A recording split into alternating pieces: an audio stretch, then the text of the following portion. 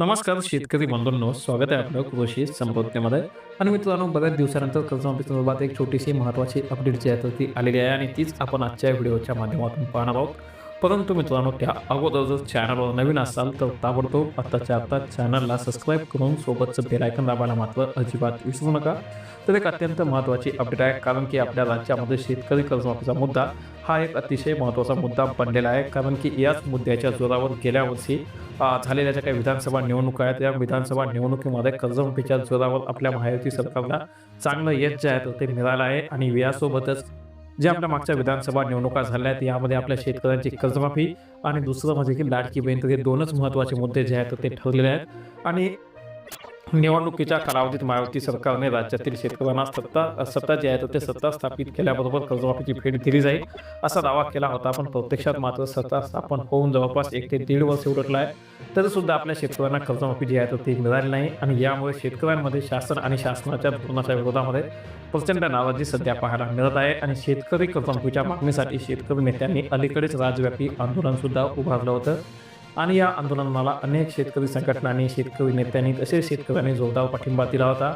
आणि विरोधी पक्षातील तसेच सत्ता पक्षातील काही नेते सुद्धा या आंदोलनाला पाठिंबा देत होते.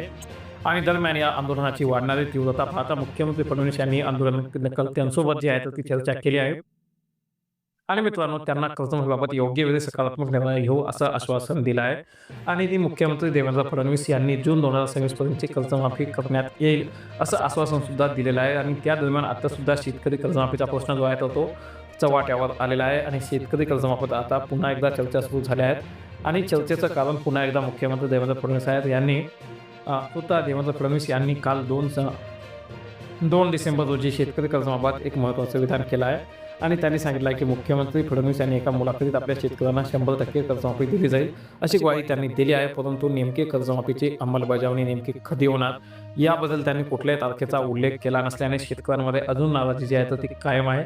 परंतु सीएम म्हणाले आहेत की जे काही कर्जमाफीचा फायदा आहे तो सर्वांना दिखायचा, तो बँकांना होतो. परंतु यावेळी आता तो फायदा आहे तो शेतकऱ्यांना होणार आहे. आणि त्यामुळे शेतकरी दुष्टचक्रातून काही काळ काय बाहेर पडणार आहेत. आणि कशा पद्धतीची कर्जमाफी करता येईल किंवा देता येईल, यामुळे शेतकऱ्यांना कशा पद्धतीने फायदा होईल याचा अभ्यास आहे समिती करत आहे. आणि निवडणुकीच्या काळात सरसकट कर्जमाफीचे आश्वासन देणारे हे सरकार जे आहे आता कुठे ना कुठे सरसकट कर्जमाफीपासून दुरावत असल्याचं स्पष्ट होऊ लागलेलं आहे. आणि फडणवीस यांच्या विधानामधून राज्यातील शेतकऱ्यांना सरसकट कर्जमाफीचा लाभ जो आहे तो मिळणार नाही हे क्लिअर होत आहे. कारण की जे काही गरजू आणि गरजूंचे शेतकरी आहे तो त्यांचीच कर्जमाफी होणार आहे अशा प्रकारचे ज्या गोष्टी आहेत त्या बावनकुळे यांनी केलेल्या आहेत. आणि दरम्यान कर्जमाफीच्या विलंबामुळे शेतकऱ्यांचं थकीत कर्ज वाढत असून बँकासमोरही नवीन पेच निर्माण होत आहेत. आणि आता अटी शर्तीवर आधारित मर्यादित कर्जमाफीचा संकेत मिळत असल्याने शेतकरी वर्गामध्ये जो आहे तो संभ्रम आणि नाराजी वाढत चालली आहे.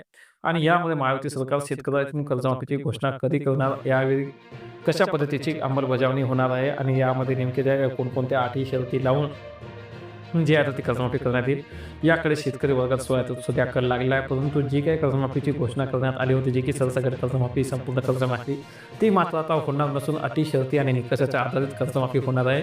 आणि त्यामध्ये जास्तीत जास्त जे आहे ते मर्यादित शेतकऱ्यांची कर्जमाफी सध्या होणार आहे. जे काही मोठे मोठे शेतकरी असतील, उद्योगपती असतील, त्यांना यामधून वगळण्यात येणार आहे. तर आपल्या जास्तीत जास्त शेतकऱ्यांना ही माहिती नक्की शेअर करा. चॅनलवर नवीन असाल नक्की सबस्क्राईब करा. धन्यवाद.